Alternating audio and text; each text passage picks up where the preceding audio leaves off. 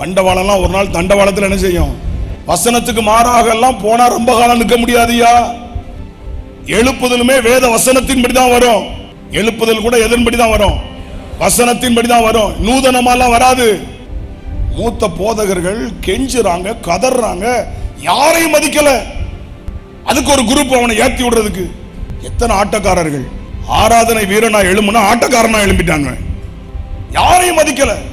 ஏன்னா கூட்டம், கை நிறைய காசு, பயன்படுத்துறதுக்கு பெரிய பெரிய ஆட்கள், மேடைகள். ரொம்ப நாளைக்கு ஆட்டம் என்ன செய்யாது, ஓடாது ராஜா. சாமுவேல் நான் சொன்னதை செஞ்சியா? சொன்னதை விட்டுட்டு சொறைய என்ன செஞ்சானா? பாஸ்டர் ஒன்னு சொன்னா என்ன செய்? சொன்னதை செய். சொன்னதை செய். எதை சொன்னார் அதை மட்டும் செய். அது ஆவிக்குரிய காரியமா இருந்தா கூட செய்யாத. பாஸ்டர் சொன்னதை மட்டும் செய்.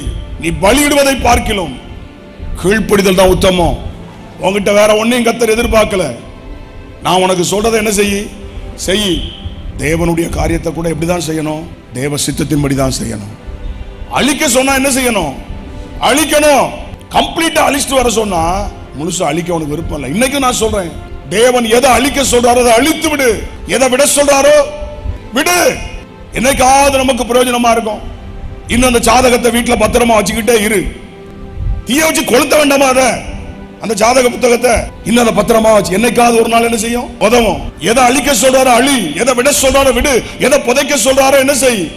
புதைச்சிரு.